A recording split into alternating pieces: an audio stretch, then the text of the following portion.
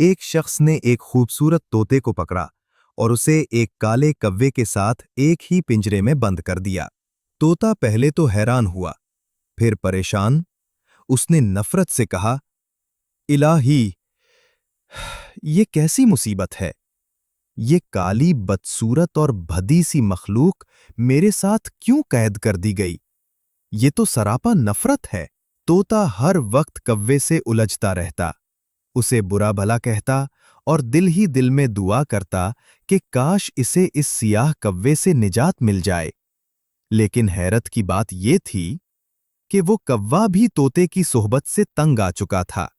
وہ لا حول پڑتا اور افسوس سے کہتا، خدایا، مجھ سے ایسا کیا گناہ سرزد ہوا ہے جس کی سزا میں مجھے اس فضول، مغرور اور بے وقوف طوطے کے ساتھ قید کر دیا گیا ہے۔ میرا تو دل چاہتا ہے کہ میں چمن کی دیوار پر اپنے ہم جنس کووں کے ساتھ آزادی سے اڑتا پھروں۔ یوں دونوں ایک دوسرے سے نفرت کرتے رہے، پنجرے میں قید، مگر دلوں میں ہزاروں فاصلے۔ اور یہی اس کہانی کا اصل سبق ہے۔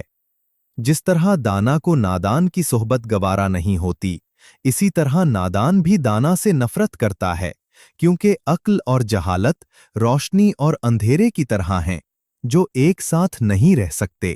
یہی زندگی کا اصول ہے۔ پرندے ہمیشہ اپنی جنس کے ساتھ اڑتے ہیں، سمجھداروں کی مجلس میں خوش رہتا ہے، اور نادانوں کے بیچ۔